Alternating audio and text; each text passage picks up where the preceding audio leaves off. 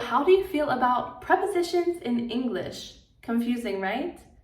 In this video, we're going to be talking about some common mistakes with prepositions, how to use them correctly, and then talk about some ways to improve your usage of these prepositions even after watching this video. Before we get started, don't forget to hit the subscribe button so that you can stay updated with any upcoming videos. So let's go and start talking about these fun prepositions.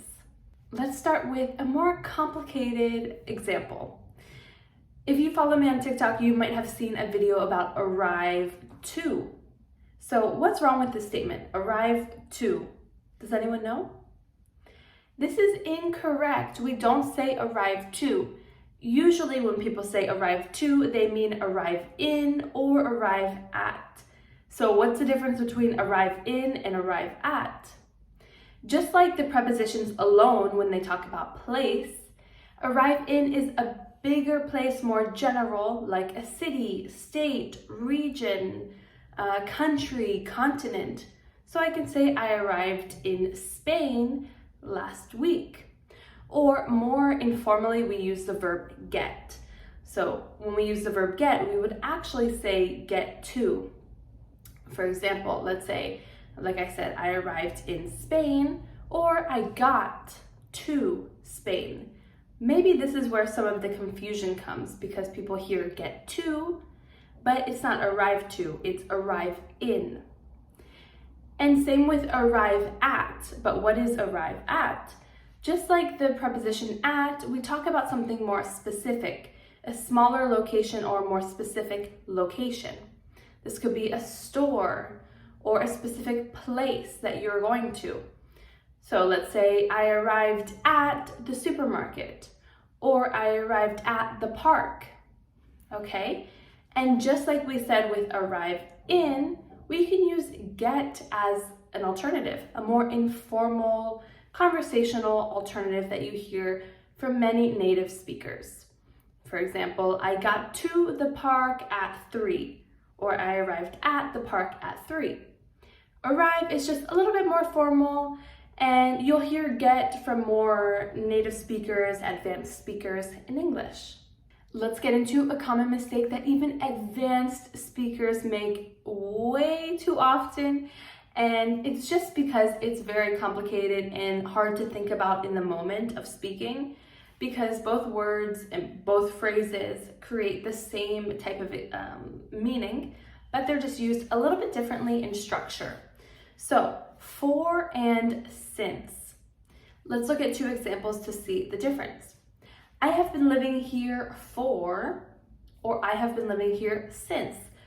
Both of these are correct, but what follows for and since is what matters. I have been living here for 3 years. This is a duration of time. I have been living here for 3 years.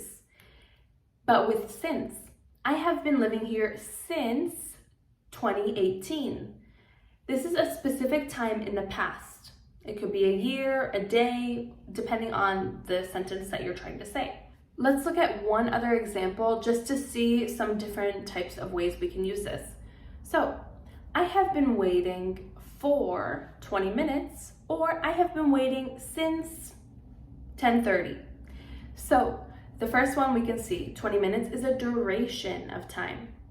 And the second one was a specific time in the past. Sometimes we can use this in the past tense as well. For example, I waited for 20 minutes. The only difference between using the present perfect or the present perfect continuous and the past tense is that in the past tense, the action is completely over. I am no longer waiting. It's something that happened in the past and has no connection to the present moment. So both are correct, just depending on what you're trying to say. This common mistake comes with a few different verbs that we're going to focus on, some common mistakes that I have heard time and time again. So let's talk about some specific verb preposition combinations. First, we have discuss. Discuss. What preposition do we use after discuss? You might be thinking about. This is the common mistake. We don't say discuss about, we simply say discuss. I want to discuss the project with you, not I want to discuss about the project. In the definition of discuss, we already have about, and it's not necessary to add it again. This is often confused with to talk. We use to talk about or to talk with if it's a person. But in this situation, if we're saying discuss something, we're going to say to talk about something.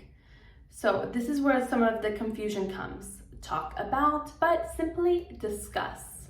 If you're an English learner, I can almost guarantee you have said this mistake at least once or twice. Depends of. Does that sound right? Maybe from your native language, it sounds correct. But in English, we don't say depends of or depend of. We simply say depend on. Depend on. So, for example, my plans depend on the weather. Or depending on the weather, I will go. So whenever we have depend, it's going to be followed by on and not of. This is one simple mistake, but tends to be made over and over again, just because maybe in your native language or how it sounds better with of. But remember, to us native speakers, depend of sounds a little bit strange. So try to remember this common mistake. And here's one more for you. With the verb ask, what preposition do you think we use? To, at, what do you think? No preposition is the answer. Instead of saying, I will ask to him, or I will ask at him, we simply say, I will ask him. The only time we really need any preposition in relation to ask, if we're asking about something or we're asking for something. But if it's to a direct person, I want to ask you, or I want to ask him. This will be without a preposition and it's completely unnecessary to add to. So at the beginning of the video, I said, how are we going to remember all of these prepositions? This comes with practice. Just like anything in English or any other language, you need to practice the use of all of these. So you need to catch yourself when you say ask to, or if you say depend of. These are key words that you need to pay attention to when you're speaking in English to realize that you're making the mistake. Or you can do some practice with writing or reading to see the common ways that we use these prepositions correctly. Because if you just watch one video and you think that you're going to magically remember, unfortunately, it is not like that in any language. So the key is to continue listening to English. Write some phrases or sentences to practice each preposition. For example, you can take some time to practice writing, in the morning, I like to, or in 2021, I want to.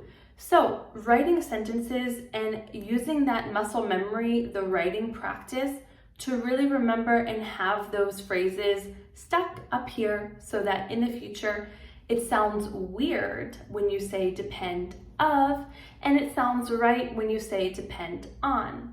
And just like with many of the other examples we talked about. So let me know if you have any questions about these prepositions. Feel free to write some sentences and practice in the comments. Did you already know all of these common mistakes? And even if you knew them, do you sometimes make these? Let me know in the comments if this was helpful and if there are any other common preposition mistakes that you can think of in English. I know there are so many because it can be very confusing, but I hope this video helped you to see the difference between some prepositions, when to use them, when to not use them, and how to use them correctly.